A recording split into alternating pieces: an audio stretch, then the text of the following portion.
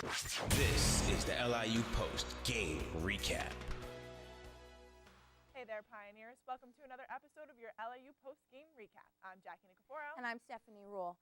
As we near the end of the semester, spring sports are firing up and we are nearing conference tournament play. Let's kick it off with the men's lacrosse team. The Green and Gold hosted a thriller Saturday. What a day for Post. The sun was out and both the Pioneers and NYIT showed up ready to play. The back-and-forth Battle of the Boulevard was a hard-fought duel, but Post would win the game 12-10. Junior attackman Matt Bellondo would have a day with 3 goals, along with junior Ryan Sling with his 3 goals and 2 assists. Matty Baccaris also showed his stuff with 2 goals and an assist. That was such a crazy game for the Pioneers. It was so nice to see everybody come out and support them. It was such a key game for Post, too, because now they move up 10-2 on the season, and now they're number 1 in East Coast Conference standings. Also for the women's lax team, they went to our nation's capital this past week and just destroyed the UDC Firebirds. This was the first time these two teams have met, and the Pioneers dismantled the Firebirds by a score of 20-2. And get this, 15 of the LIU Post goals were scored in the first half. Sophomore Stephanie Vagillanos had 4 goals for the day. All of them scored in the first 30 minutes of play. Senior midfielder Jenna Piero had 3 goals and an assist. Also, sophomore Caitlin Gagan would show up, adding her 2 goals and an assist as well. The list goes on, but we don't have enough time for all that. Wow, the girls really destroyed the UDC Firebirds that night. I'm pretty sure I was reading the stats, and goalie Casey Kebhart took off the pads and scored a goal. Yeah, it seems like Meg McNamara really had everybody stepping out on the field Friday night. We move on to baseball, who had an excellent weekend with a 4-game series against Dowling College. The men went 3-1 in their 4-game series against Dowling. However, in their latest contest, the Green and Golds beat the Golden Lions 5-3 on Monday. Sophomore hurler Dan Jagiello pitched 7 scoreless innings before giving up the leadoff triple in the 8th, thus ending his tenure on the mound for the night. He struck out 7 and walked 3. Another impact player was Kygo Fagan. He went 4 for 5 at the plate and had 3 RBIs. Senior Vinny Iacono had a good day as well as he went 3 for 4 at the plate.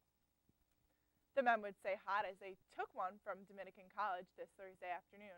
This would be the 3rd straight win for the Green and Gold, and we would see a few pitchers during all 9 innings of play. Mike Curdy would open for the Pioneers, but then you would see James Long, James Drome, Vinny Ruggiero, and then finally graduate Connor McCarthy would be the one to close it out. Tom Tolan would come up 2 for 4 with 2 runs scored for the day. His first action since March 22nd. Graduate Rich Macaron would go 2 for 4 as well. LIU improves to 13-10 on the season. The boys are really on a hot streak. Let's hope they can carry it over to the weekend.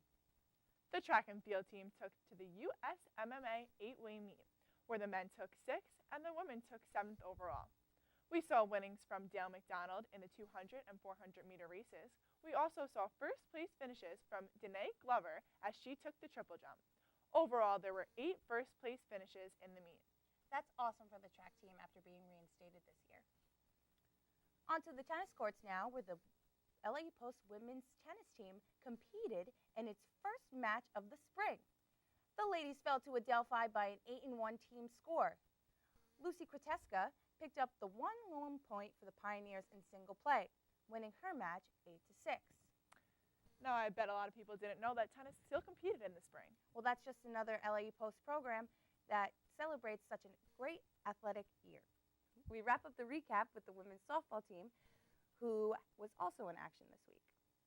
We would first like to congratulate senior Allie Jasinski on her record-breaking 49th career home run.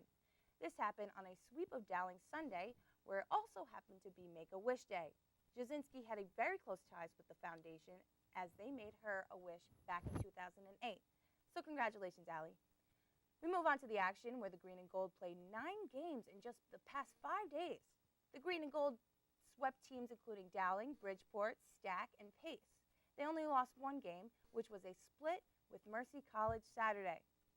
This weekend is full of events, and here's a rundown for what's to come up this week.